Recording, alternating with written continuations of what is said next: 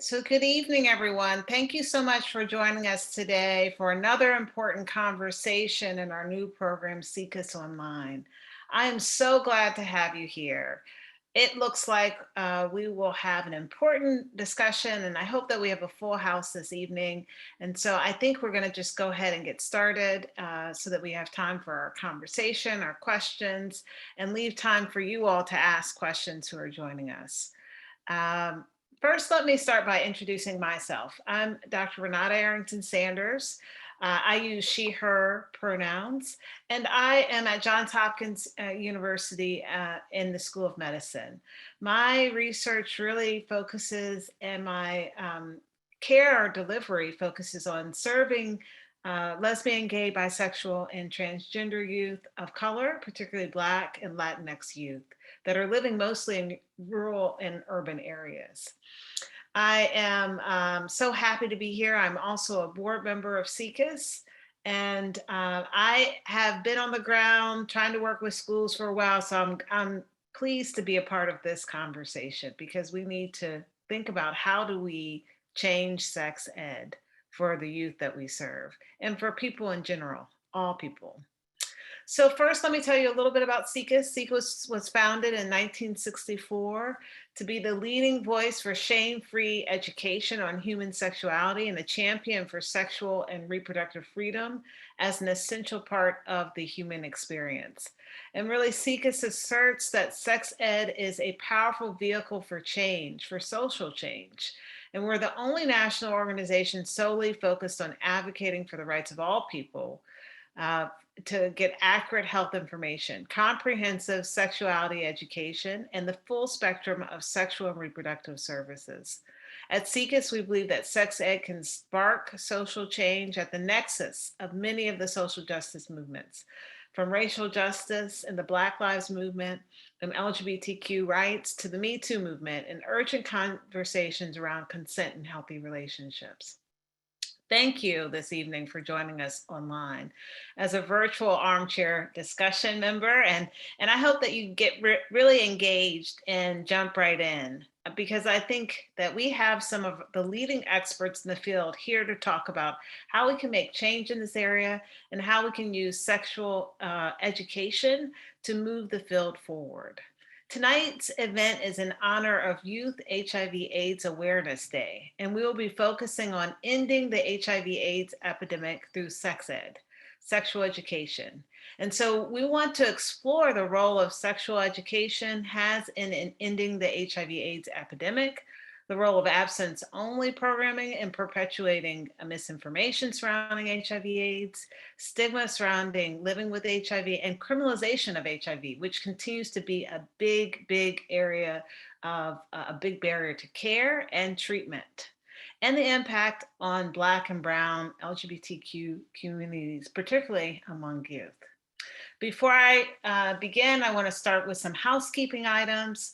As you know, we'll be using a Zoom webinar. Please place your thoughts in the chat box. If you want to give kudos, respond, place it there.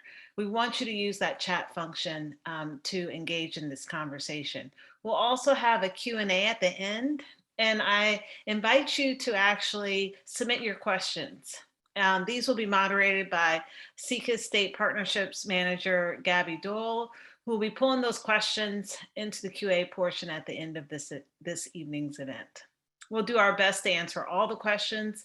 And if you're not able to respond to your questions, we will collect them and try to respond to them in a brief response at a later time. This webinar is being recorded and will be made available to all who registered for the event. We also plan to post the recording on SIECUS on the SIECUS website at www.siecus.org. The recording should be made available early next week. As with many nonprofit organizations, the coronavirus pandemic and economic uncertainty has impacted SIECUS and the support of our work. And so this event is intended not only to move the field forward, but also to serve as a fundraiser for SIECUS, to give money back to SIECUS so that we can continue to have our boots on the ground doing that good work. And so we invite you to visit SIECUS.org/donate to make a contribution so that SIECUS can continue working with federal, state, and local governments and schools to advance comprehensive sexual education programs and policies. Okay, so now it's my pleasure to introduce the panel. And what I'm going to do is I'm just going to introduce the panelists, and they're going to say a little bit about themselves so that you really hear from them the work that they're doing. I'd first like to start to introduce Timothy Jackson, who is the Director of Governmental Relations at the AIDS Foundation, Chicago. Timothy, did you want to say something about yourself? Sure. Thank you so much. And thank you all so much for joining us for tonight's conversation. My name is Timothy Jackson, Director of Government Relations for AIDS Foundation Chicago. And in my capacity at AFC, I'm responsible for advancing our state legislative priorities through the legislative session down in Springfield, which just wrapped up its spring session yesterday morning at 6:15 a.m. And so one of those policies that I've had the privilege of being able to shepherd was last year's Keeping Youth Safe and Healthy Act, which is comprehensive sexual health education for grades K through 12 here in the state of Illinois. And so looking forward to the conversation. Thank you for having me. Thank you, Timothy. Next, I'd like to introduce Stephanie Hingst. She's the manager at Policy and Research Director at the AIDS Institute. Stephanie? Hi, thank you so much. It's great to be here with everybody this evening. And as Renata mentioned, I work with the AIDS Institute as manager for policy and research, and I work on federal policy and have been working with the organization for the past 4.5 years. And one of the main projects that I've worked on is the ending the HIV epidemic at the federal level, and what policies go into that and how we implement those policies, then making sure that the funding is getting to the right programs at the state and local level. So I'm very excited to be here with these other great advocates and have a good conversation tonight. Thank you much.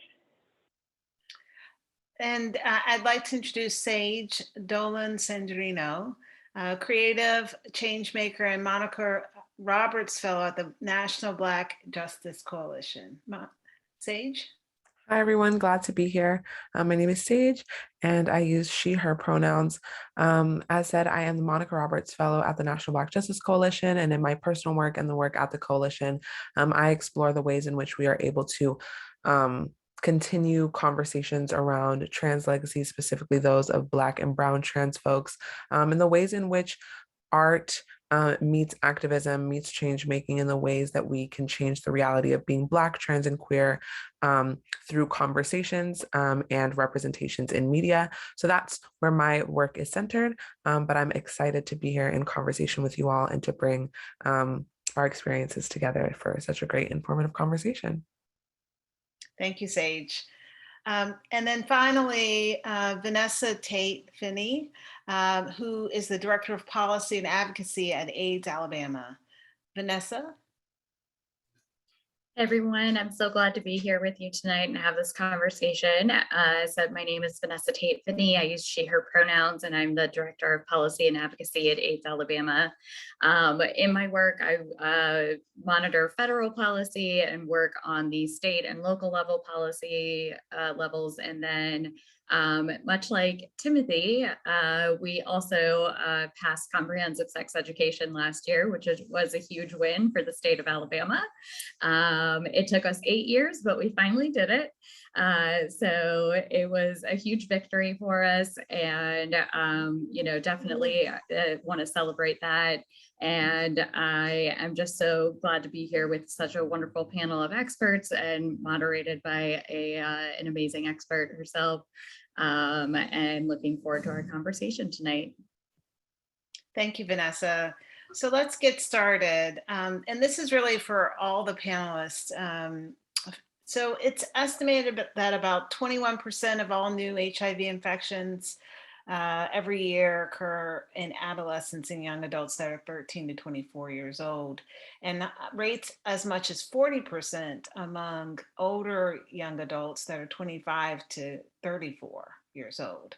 And so let's think about this for a second. You guys are in each different areas of the United States, as well as in being on the ground policy, as well as community. And so what do you think that sex ed, sexual education, curriculum change, or where we need to move, what do you think needs to happen in order to move the needle forward to end the HIV epidemic? I don't know if Sage, you want to start? Glad to. Yeah, I mean, I can speak to the perspective of being a young person in schools recently and having to experience just the lack of comprehensive sex ed that was given. I mean, being a trans woman, there was like no representation of my body, no representation of my identity. And so sex ed was always something that was very detached from me. But being one of like the only queer people in a lot of classrooms in which I was having sex ed, the conversation about HIV AIDS never missed me. I think that in a lot of these rooms, I, as a queer person, became the only kind of representative or the only kind of connection point to HIV, which missed a lot of folks. Specifically, I'm from Washington, D.C., and we have, I'd say we have like a large community of folks in schools actually who were born with HIV, and their parents are cisgender and their parents are heterosexual. And so in many ways, we have continued to push forward the stigma that HIV is something that only affects the gay community, that only affects the queer community.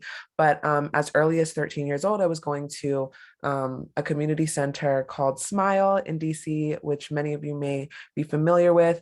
And I was learning so much, and not only about sexual health when it came to my queer body and my queer identity, but also learning about the ways in which we can push forward safe sex practices, and even through like community volunteering. So like at 13 years old, I was on the corner in Eastern Market, like handing out protective sex gear, and making sure that people were aware of what was going on. But those same kind of conversations were never prompted or were not had as much in my cisgender and heterosexual counterparts communities and in their homes.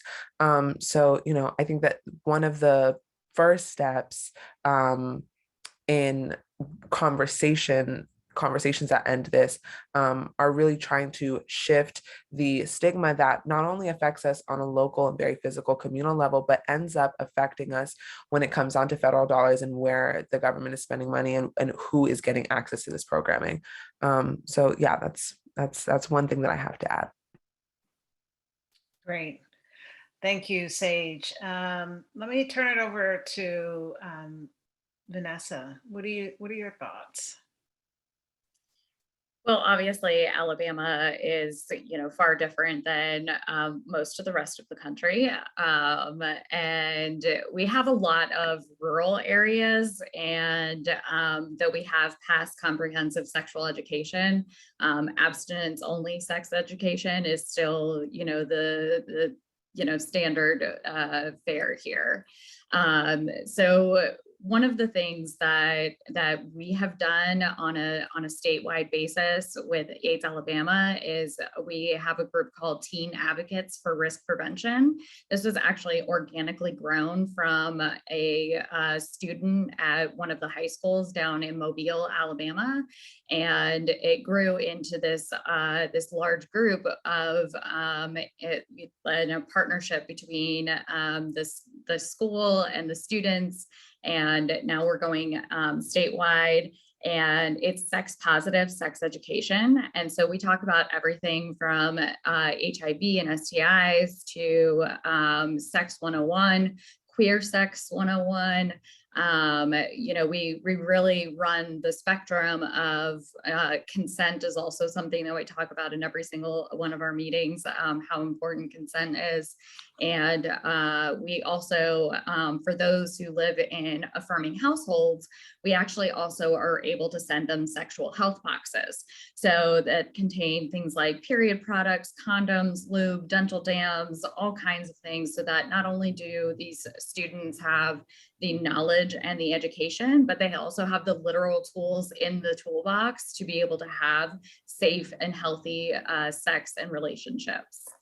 So that's what I think a really important, contribution that, like I said, was organically grown out of a group of high school students that saw the need for comprehensive sexual education and decided to do something about it. And now through this partnership with AIDS Alabama, we've been able to take it to a statewide level. But it was really the, students who knew that they needed more education than they were getting in the schools. Yeah, so I think that's wonderful. It's a wonderful example of how to make change. And so, Timothy, so you just said that you literally closed the door yesterday, got home late, advocating, doing policy on the ground. Talk about that. So there's a great example. Why don't we have more of those across the country? Yeah, thank you so much for that. I think it becomes a point, and Vanessa kind of hit home to it, because I'm a son of the South, born and raised in Mississippi and spent time in Alabama working on that bill too. The understanding that we're dealing with legislators that are generalists at best. And one of the things that I say when we were working on our sex ed bill and any bills that obviously I work on predominantly HIV related type bills, is what we're currently doing isn't working. And HIV is complex and deserves nuance. And our response to ending the HIV should be just as complex with just as much nuance. And so there's no one size fits all approach. And so this abstinence only thinking around comprehensive sex education, that's not comprehensive, right? We understand that it's not just sex, that it is about how we develop healthy relationships and teaching our young people that. It's about understanding anatomy and physiology. It's about, having conversations with them about the dangers of sexual assault and interpersonal violence. It's about preventing HIV. It's about preventing STIs. It's about having all of these conversations, reproductive health, all of these conversations, again, as we talk more about being complex and having nuance, that if we're going to really be very honest and open and intentional about making sure that our young people have all of the information that they need in order to remain safe and healthy and to make the best decisions for their lives, we have to give them the information to do so. And hampering them with this abstinence only education, it's ridiculous, to be completely honest with you, especially given all of the information that are thrown at our young people. You let off beautifully with really kind of setting the stage on how HIV impacts these young people. And so to knowingly not give our young people the information that could potentially save their lives is negligent. It's negligence based on educators, but primarily state lawmakers. And so we can't continue to allow that to be the status quo. And so while it may be a bit easier in Illinois, I'll put asterisks on that, being that we got it out with exactly 60 votes out of the House, which is exactly what you need, with a Democrat supermajority. I'll just say that. Or it could be very difficult, like it was. I'm sure Vanessa will tell the Tate there in Alabama. That's the work that we have to do. We have to be committed to really kind of, if we're going to end the HIV epidemic like we want to do, we have to start with sex education.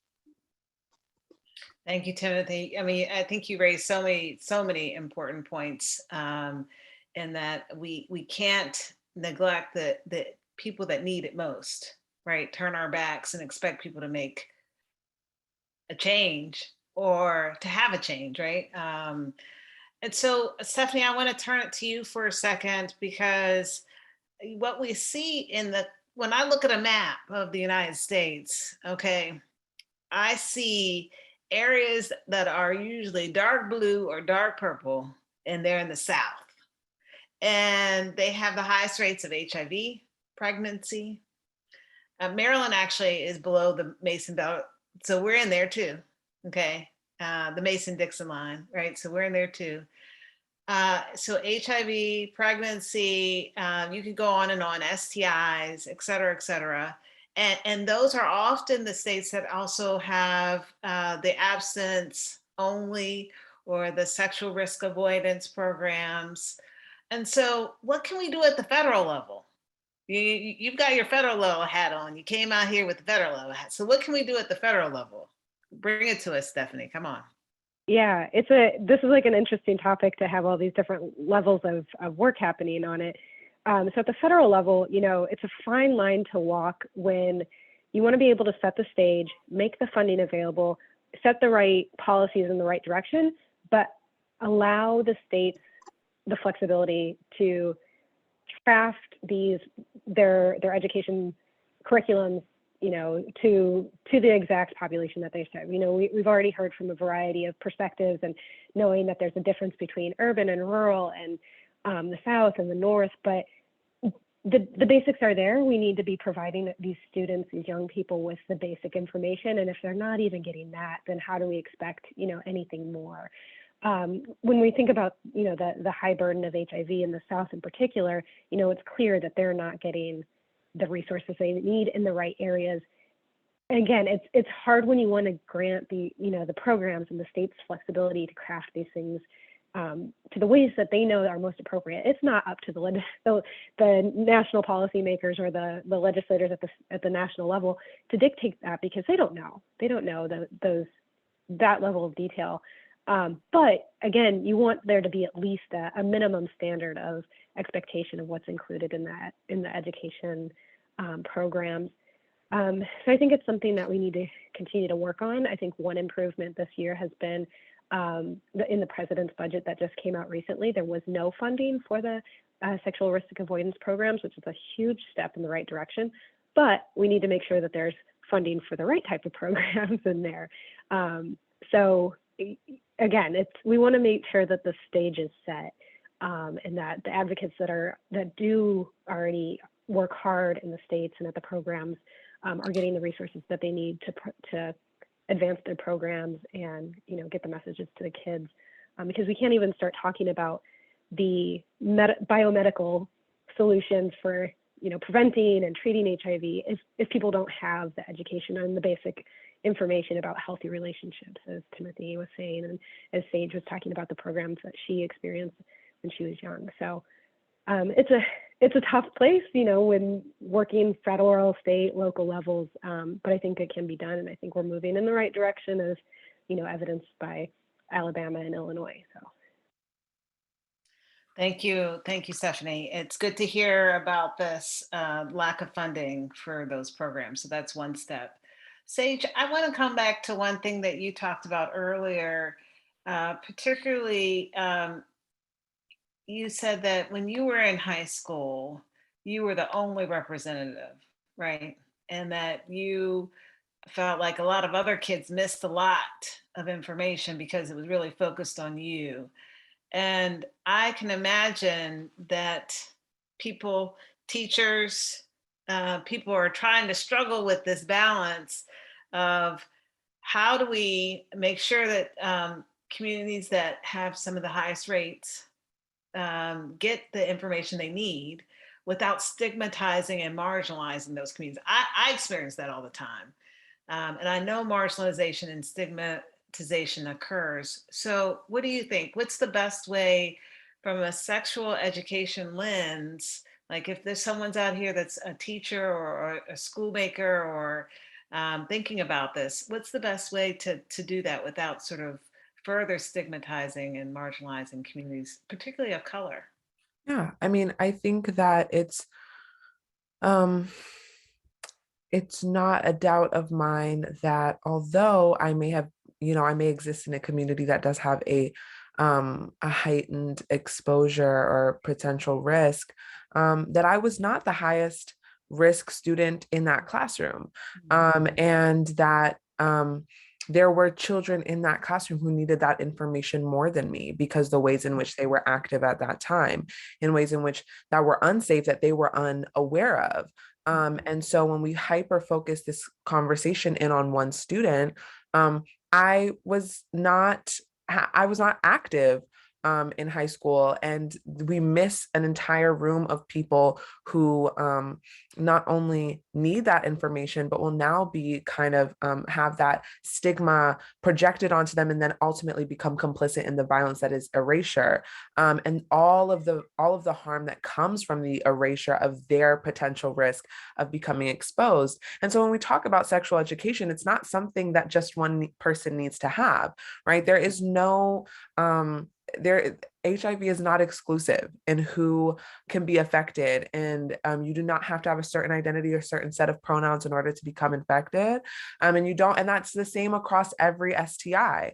And so when we don't have these conversations, the stigma, like I said, goes so much farther than just being told at 12 years old by my stepbrother that I was going to die of AIDS because I had come out as queer, right? And this is the only thing that this person can associate with my identity. It goes so much farther beyond that into, well, yeah, I mean, I'm not queer. And although queerness has been synonymized with, being kind of sexually unsafe, that means that I don't have to get tested. And so then we go through having experiences with, peers of mine who find out that there have been people that they've been intimate with that have not gotten tested in years, maybe actually at a later stage with a certain STI that can then cause extremely harmful effects to them, or people who are withholding, test results in other ways, and all because of the stigma that we continue to create while not having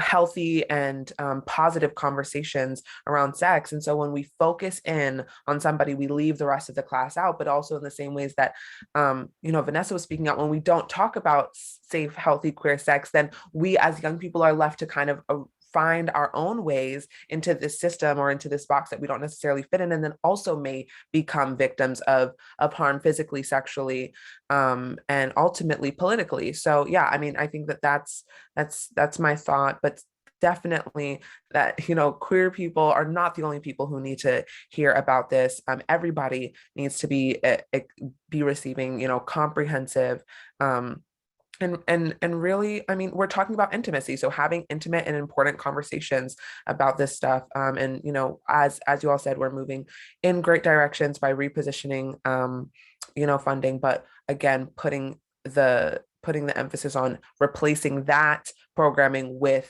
comprehensive programming and curriculum. Yeah, so but definitely we need that.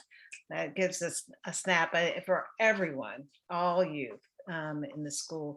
And so Vanessa, let me turn it to you. I've been struck that in 2021, there have been over 250 anti-LGBT bills introduced in state legislation across the United States. Many of them didn't pass, but they were introduced. And we know that policy change is impacted on the individual level, right?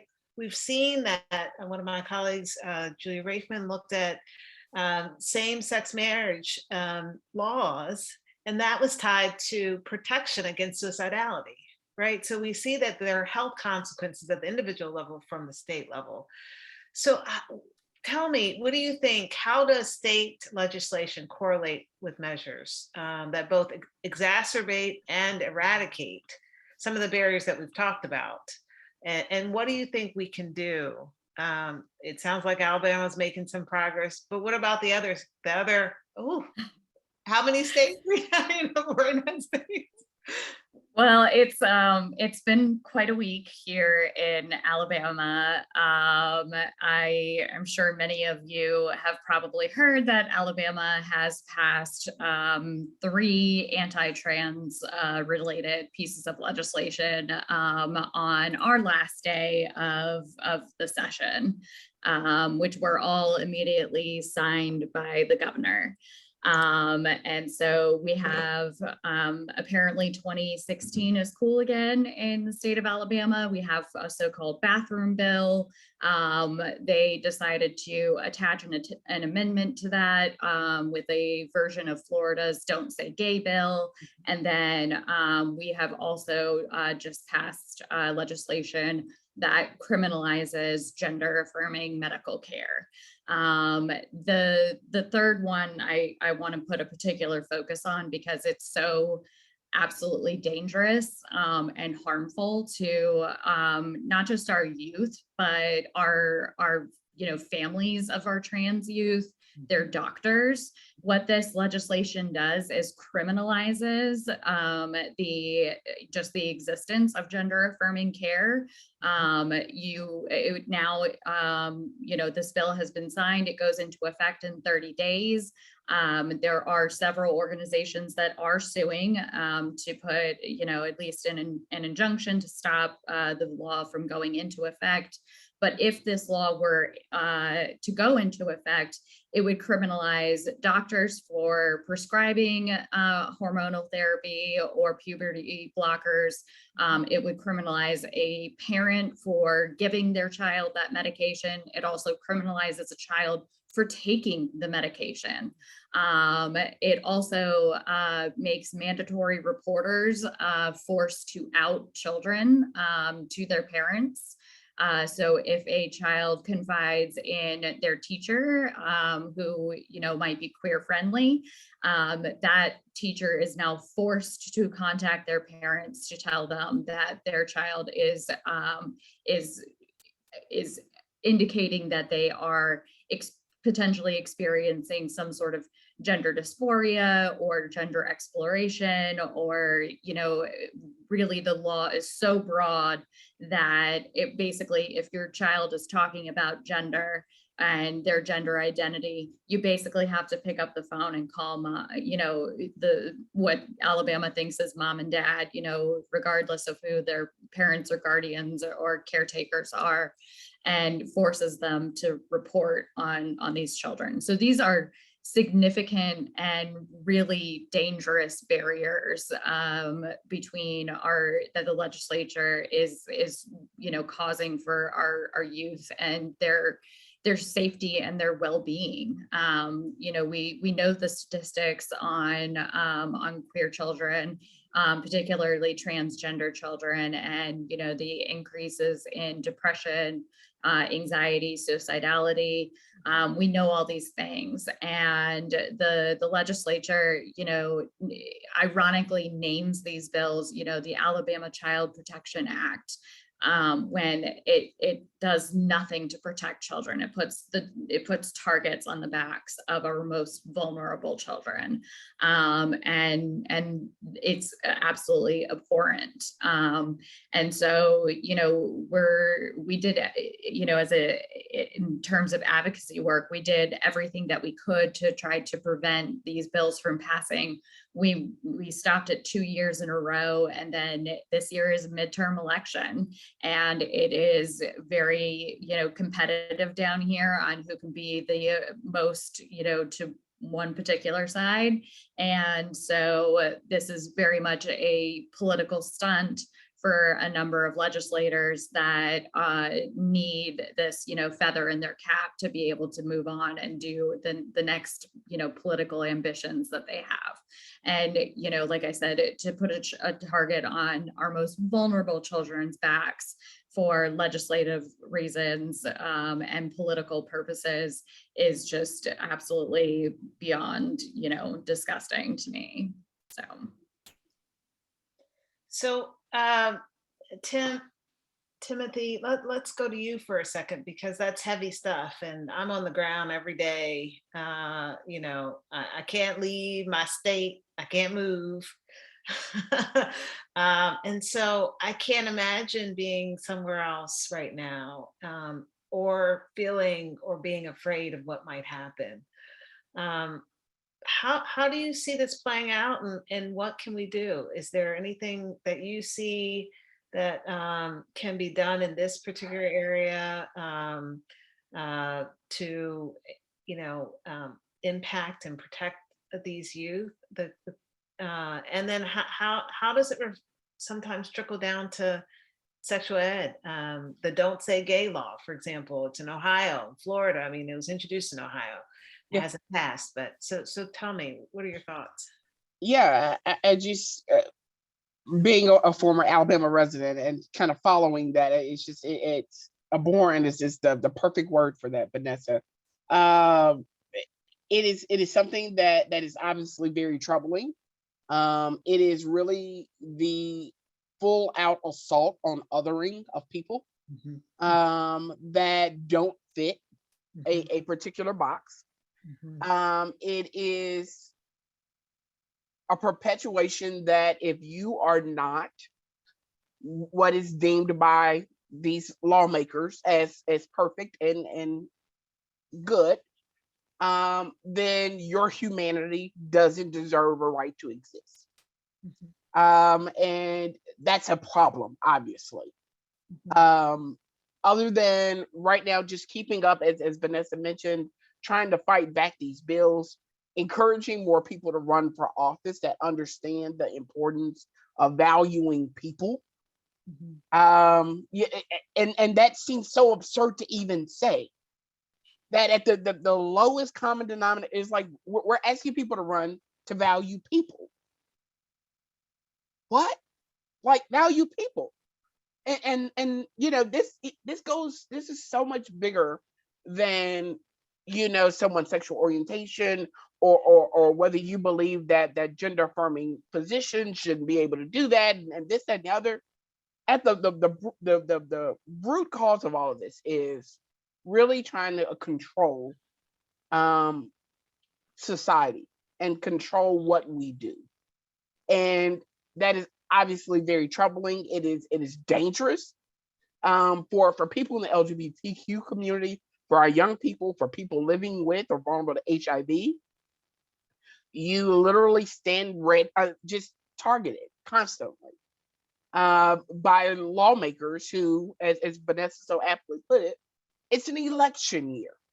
And so you have to do something so idiotic to fit perfectly on a campaign mailer that you're othering people, that you are completely have a utter disregard for their humanity and for their beauty and all of the complexities and the beauty that comes with people. And so you do this for votes. And it's sickening, to be completely honest with you. Just to give you all just kind of a bird's eye view, last week we had a bill that would allow community pharmacists to dispense and administer PrEP. PrEP is an HIV prevention drug.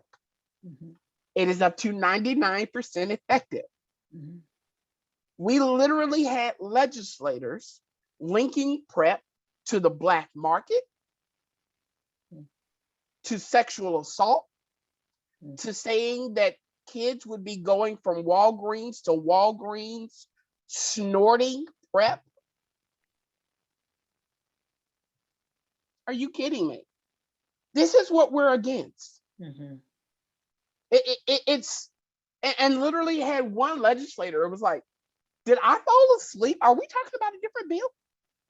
Like simply like we're talking about saving people's lives here. Yeah.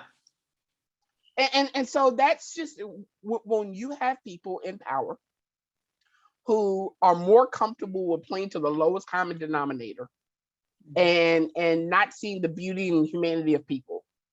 This is kind of where we are. And how do we fight that? We fight that back with lawsuits. We fight that by encouraging people to run that see the humanity in people. We continue to do the groundwork of trying to educate people, not just young people, but the people that are in power that clearly,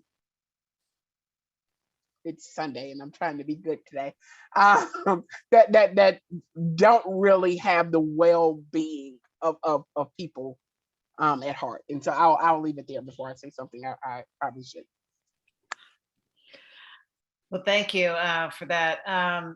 So I want to switch gears slightly for a second, go to Stephanie, because one thing that I've see as a big barrier to ending the HIV epidemic is HIV criminalization. And so I can't leave the panel without us talking about HIV criminalization. And what are we going to do to actually move that, eliminate that? There should be at no time where you're criminalized for just living. And so talk to me, Stephanie. Tell me what we can do at the federal level or the state level. What are your thoughts? Let's brainstorm here. Yeah, I think there's work needed at both levels. So there's, I know a lot of states are working on, both decriminalization and criminalization laws around HIV. And a lot of it has to do around surveillance. And so the idea of like HIV molecular surveillance, I don't think was initially brought up in a malicious type of way. It was a way to potentially, is this a way that we could better monitor HIV and transmission and, maybe come up with a better medical solution or prevention based on that. But what it's become is a way to identify and criminalize individuals for the HIV status. And so we need to continue our advocacy efforts to let legislators know that that is not appropriate, that this is not a crime, this is a manageable condition, and this is not something that people are maliciously, wielding within their bodies. And there's still, a lot of effort that needs to go towards this. There are lots of groups that are working on it. So as, individual advocates out there or people who are passionate about this, I think Timothy, is great. And what you were just talking about, like having conversations with your legislators, especially starting at the state level, but you can always contact your federal legislators, your senators, your Congress members that represent you, and just start the conversation of, this is something that we want to do to protect our kids and to protect our community. And by building in criminalizing people and bodies in a condition is not the way that we're going to solve this issue. So I think that that's one very direct way that people can take action is to contact their legislators, but then also work with groups that are here on this coalition call and others that are out there, because they're going to know best what's happening at the local level and in their states where they can start. Anyone else want to comment about criminalization and how we can move it forward? Timothy, you look like you're ready to say something. Yeah, this one is in my wheelhouse. It is something that means quite a deal to me, especially as a person living with HIV. To the point that criminalization, we have over 30 states that have some measure on the books, some more punitive than others, that literally criminalize people for having a medical condition. And it is completely built off of outdated assumptions and perpetuating stigma about HIV. And the history of this criminalization in the late 80s was literally started that state legislatures, in order to receive federal dollars to take care of people living with HIV, had to pass these draconian laws to basically add to the perpetuated stigma of and the false belief that there are people knowingly going around infecting people with HIV. Now, what we know past 30 years moving forward is that these laws have never worked. They have never changed behavior. There have been studies that have been conducted that indicate this, that these laws have never worked in America, around the world, and all they do is perpetuate stigma. Because essentially what you're telling people is I can be charged if I knowingly infect someone with HIV, or I have sex with someone and I did not tell them my status. Well, the question about that is, well, how do you prove that you told someone? Do I have an attorney in the bedroom while I hook up on Grindr, to sign this affidavit that, hey, I told them at 10:07 p.m.? No, that doesn't happen. And so we know that. And so you wonder, and you're like, well, what if I told them and you didn't? And so it becomes a he said versus he said, they said this. But the problem with that is, even if you're charged with this, and say it's not brought to you don't go to jail for this. Well, what we've known with HIV criminalization issues, currently and in the past, is that they are sensationalized in the media. And so you lose your job, you could potentially lose your housing, your family, all of these different things that you've lost over foolishness, right? And so we know that it does not work. It's not based on current science. Just take for instance, Alabama. Alabama does not have a specific statute that criminalizes people living with HIV. However, they do have an end around. They passed a law several years ago in an omnibus bill that allows that. This was intentional, their intent was to go after people for assaulting police officers or medical personnel. But the problem with that is that they said that if you assault a police officer by throwing urine on them or spitting on them, you could be charged with a misdemeanor. And so you're like, okay, well, what's the harm in that? They did an end around and they said that there could be a sentence enhancement. They could upgrade the charge to a felony if you have a communicable disease. So what does that say? 1 + 1 = 2. That reads HIV.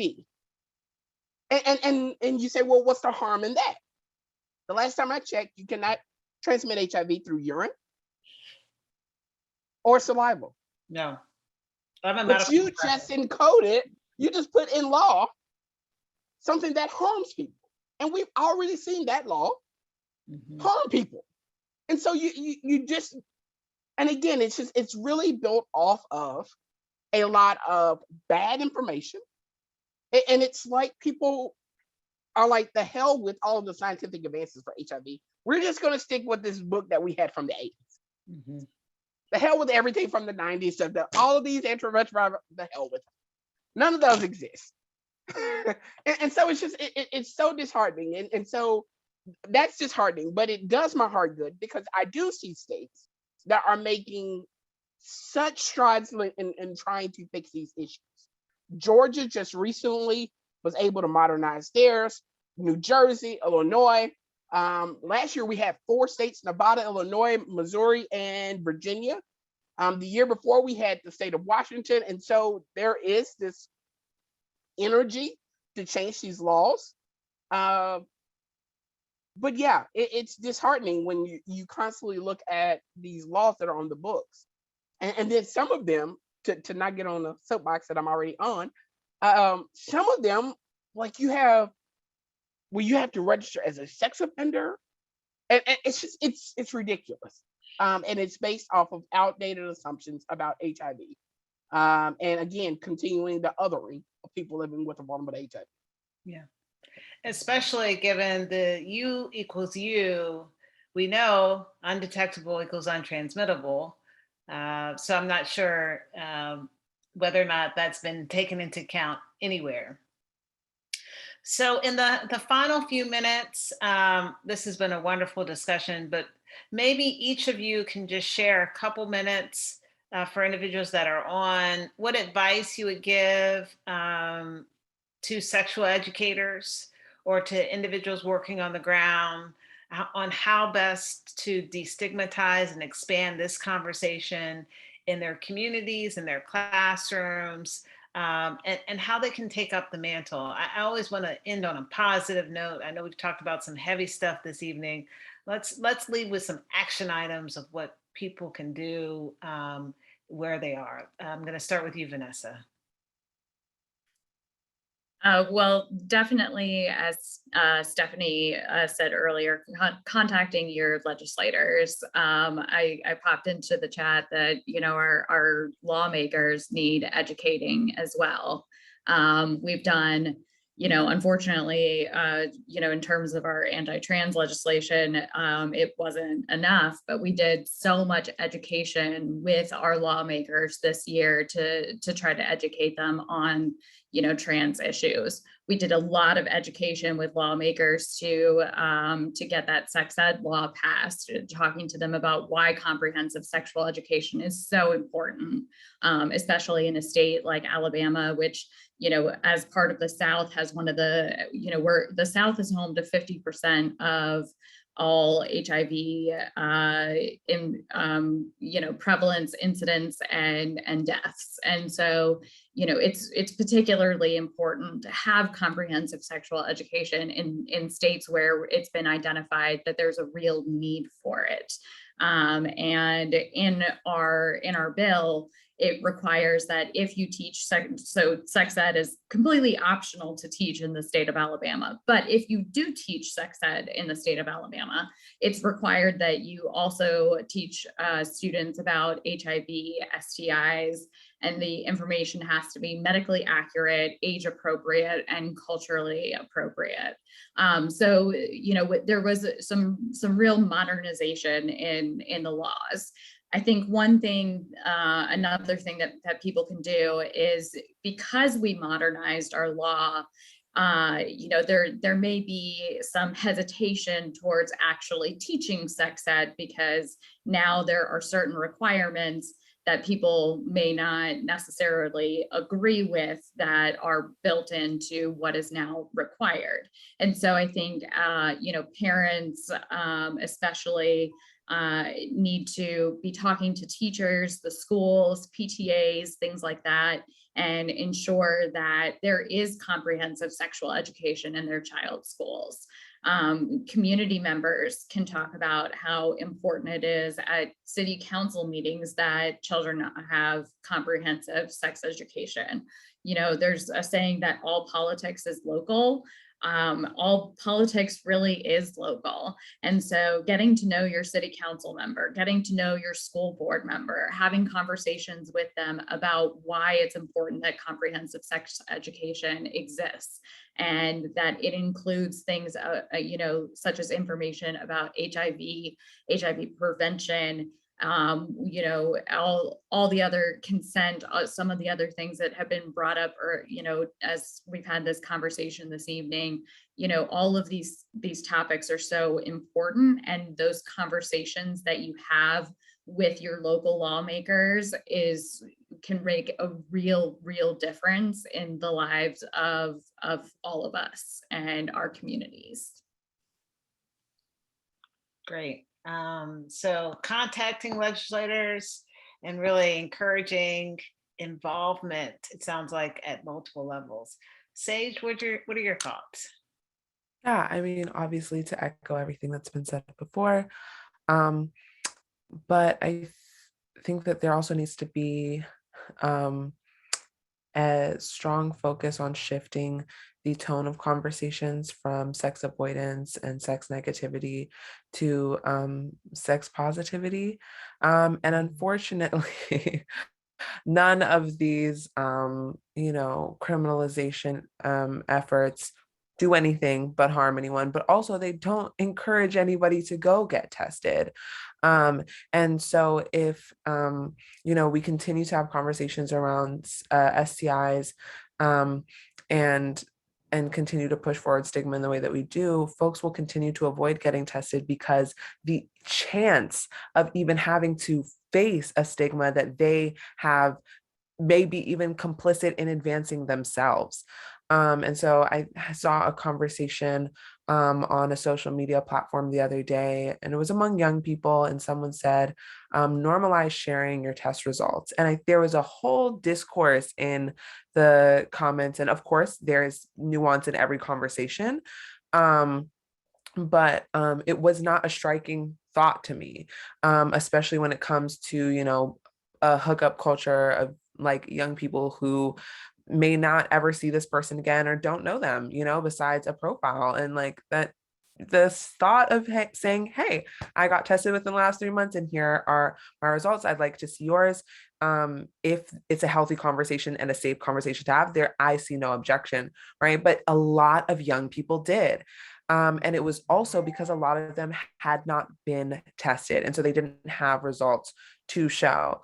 And so there's plenty of things there, but even, dismantling the stigma around not having been tested, because sometimes you can't find access to testing. And so having open conversations so then young people can be honest about not having access to those resources, so then they can be connected to those resources, and making sure that we're funding the curriculum and the programs, and in making sure that the requirements necessary for having these conversations are met, modernized, and safe, so that we can continue to move beyond just stigma, but also the real physical harm that this stigma, legislative and culturally, have on our young people. So yeah, that's my thought. All right, that's awesome. I love sex positive. So I think that that's definitely where we need to move forward in an area. Stephanie? So the things that I would think about that haven't already been touched on are thinking about the actual comprehensive sex education curriculum, to also include or center health equity as part of the sex education. We haven't mentioned quite that, and we didn't dive into topics of racism and how that layers into all of this as well. But I think that's a really important thing for people who are providing the education, who are in the lessons, they're on the front lines with the young people, to keep that in mind. And then the other thing that's a little more, back at my federal level is, to continue to advocate, to contact your legislators, your federal legislators, but also, as Vanessa said, politics are local. That's true, even at the federal level. So your federal senators, your Congress members, they still need to hear from you at the local level, because that's why they're there. They're there to represent you, and you need to let them know that you're supporting comprehensive sex education, especially the funding for the comprehensive sex education, because otherwise, that's the only way we're going to be able to really get to ending the HIV epidemic, is if we're starting at the community level with education, in addition to all the other resources that are needed. But you have a voice at that federal level, even though you're coming from the local point. So the 2 bits. Great. Timothy, you have the final word. Yes. First of all, before I get started, Stephanie, thank you so much for amplifying health equity. That's something that is really at the root of kind of all of this, and making sure that we understand that. So thank you for bringing that up. And I will just kind of close with, make sure we're centering young people. That I know a lot of times we sit in our offices, or sometimes on the couch if we're working from home, or wherever we're doing the work. Is that we have these great ideas about how to move things, but they may not naturally align with young people. And it may come from a very pure and very,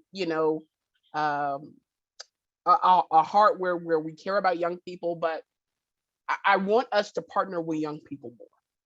I remember this is before I left Alabama, and I was doing this talk at a high school, and I was sharing kind of my story living with HIV, and I think there is they want to know more, but as adults, a lot of times we don't stop to give them that opportunity.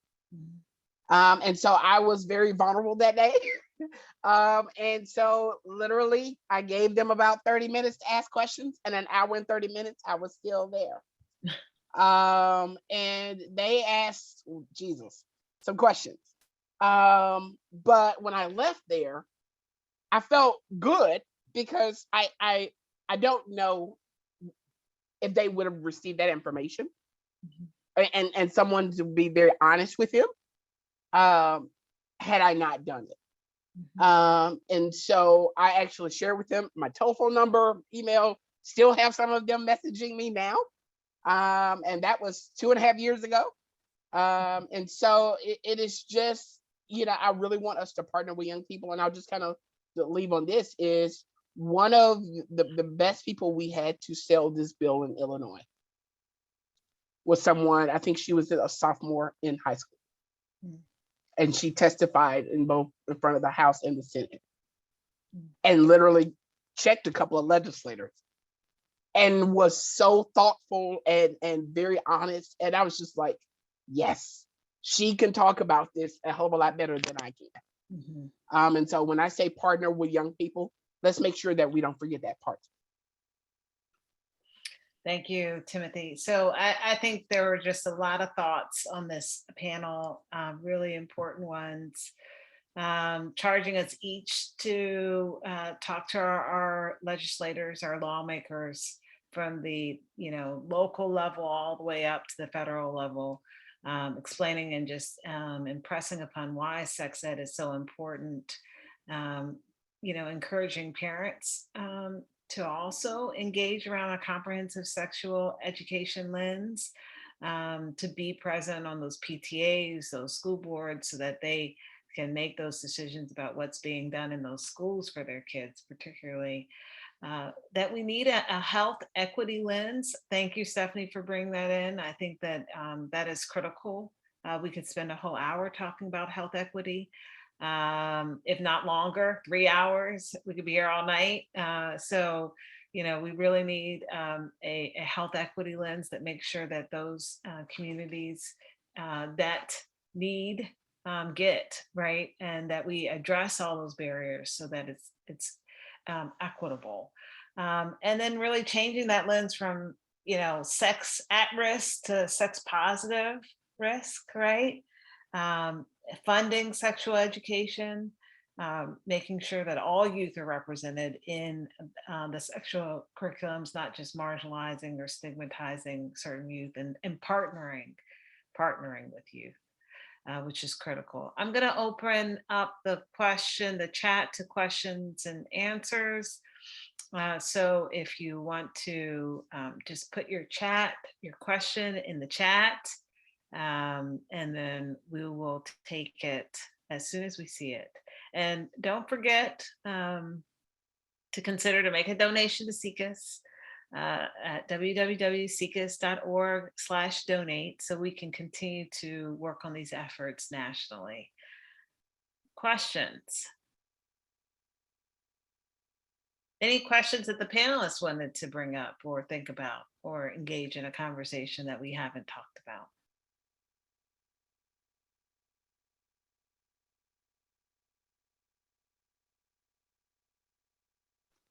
I will just to go back to kind of what Stephanie, because you've now gotten me, and I can't believe I didn't say anything about health equity. It's just it is when we talk about, especially when we talk about HIV, you can't talk about HIV or STIs for that matter, without talking about health equity, and inequities experienced by Black, Latinx, Indigenous, and LGBTQ folks.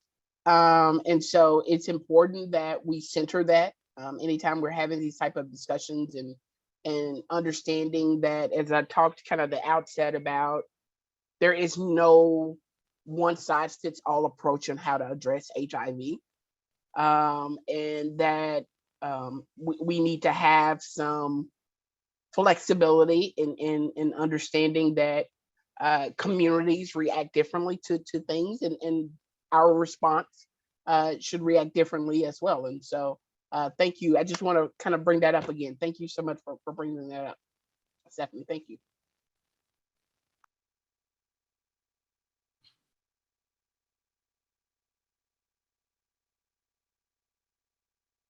Sounds like there's some thanks in the chat.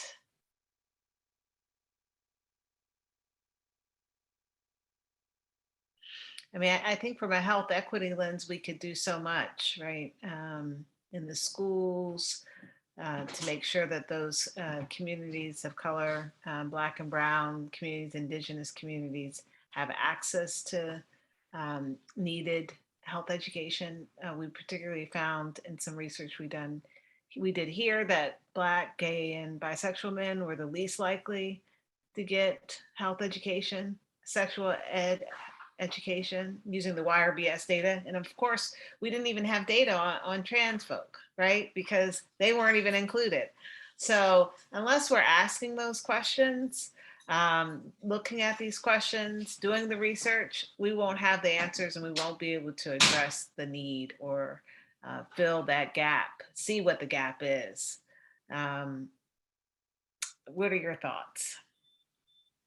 Yeah, I was also going to build off of what Timothy last said, and centering youth in the conversation, we also need to have a diverse group of people who are in the policymaking and decision-making positions as well. So you have to have them include them being everybody. Everybody needs to be, collected information on in terms of a research perspective, but then also in the decision-making perspective. So decisions shouldn't just be made for or about any one group or even all the groups without those people being at the table as well.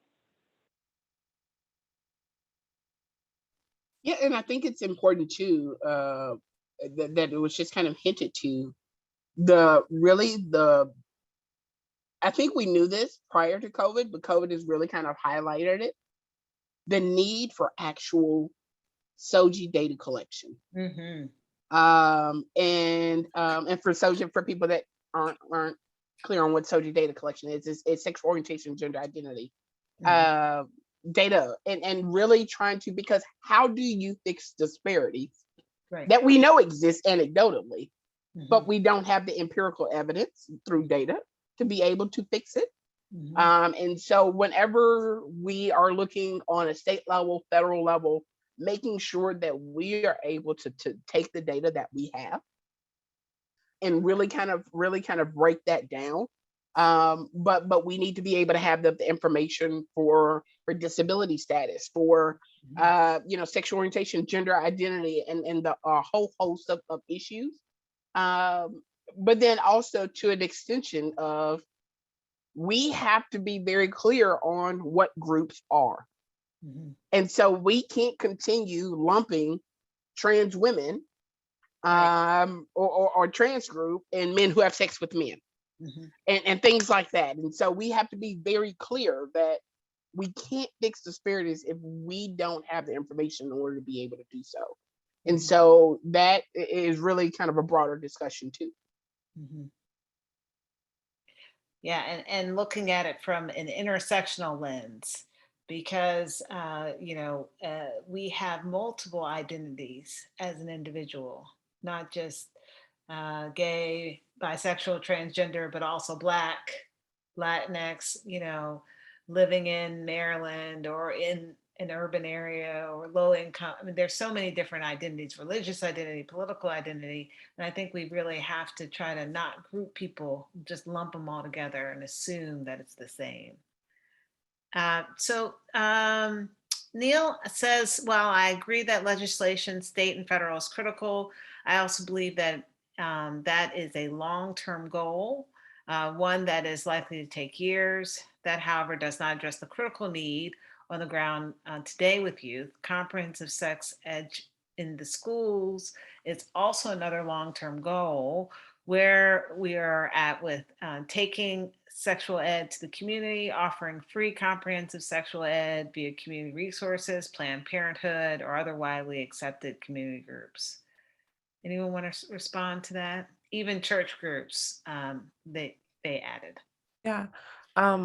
Like I had mentioned earlier, I had access to similar programming, and as I kind of try to communicate in some of my answers with programming and curriculum, but I think that there always needs to be programming available outside of schools, because also schools sometimes are not the safest space, even though we may often spend more time in schools with our teachers and with our peers than at our own home and with our own families. Sometimes school is not the safest place, as it wasn't for me, but I found that safety and that community and a lot of great information outside of school at an organization called Smile, SMYAL. And they have, I think more than one location, but making sure that we have community resources and that we are directing funding there is extremely important as well. But I know Vanessa was also going to speak to that. Yeah, I wanted to, highlight what I was talking about earlier with our teen group that we work in collaboration with. That's community, like I said, community mobilization at its, most grassroots level. It was students who decided that they needed additional education that they weren't getting in schools. And now we have this wonderful partnership, and we do have funding, and we're able to provide those tools, outside of the school setting.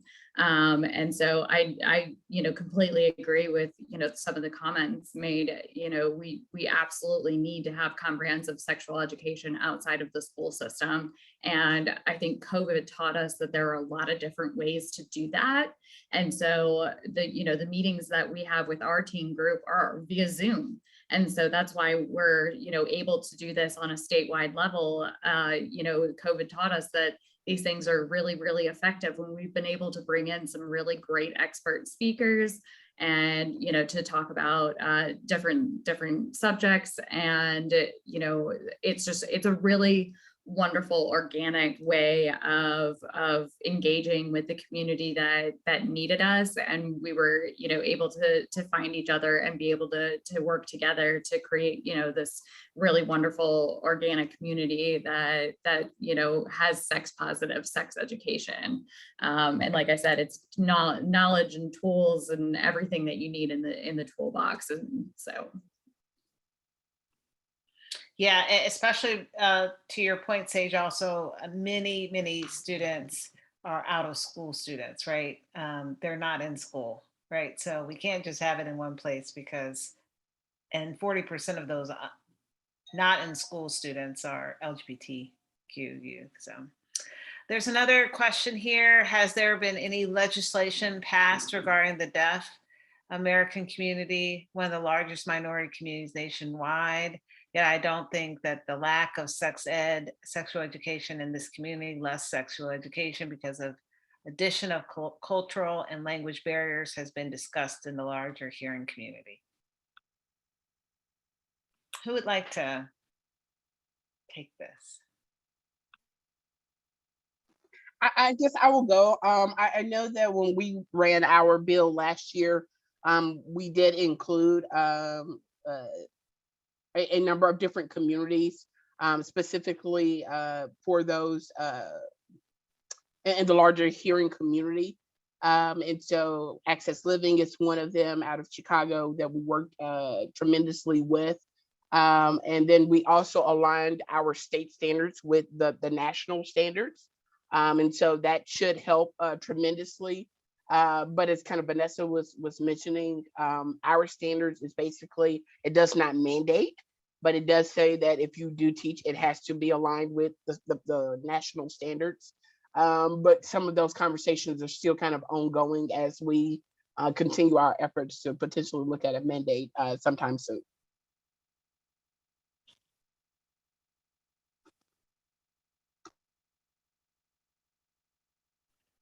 I think it's a really important question because I think that there certainly are a lot of community groups, individuals, adolescents, young adults that get left out, whether they, have a disability or, and we forget about sexual education for those particular groups as well.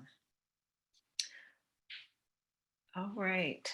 Are there any other questions that we should think about, talk about before we end this evening?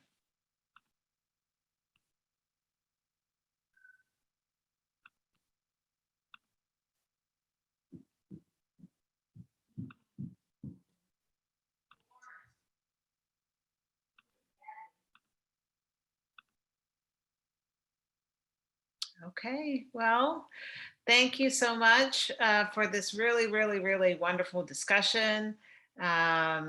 If you want to contribute, go to the website. If not, look for this recording, support us, continue to actively work on the ground to make a change. Thank you, thank you, thank you. And feel free to check out the resources that we have, particularly for youth with disabilities, on the SIECUS website. Ms. Doyle actually has put that in the chat. Thank you all. Thank you. Bye, everyone. thank you so much.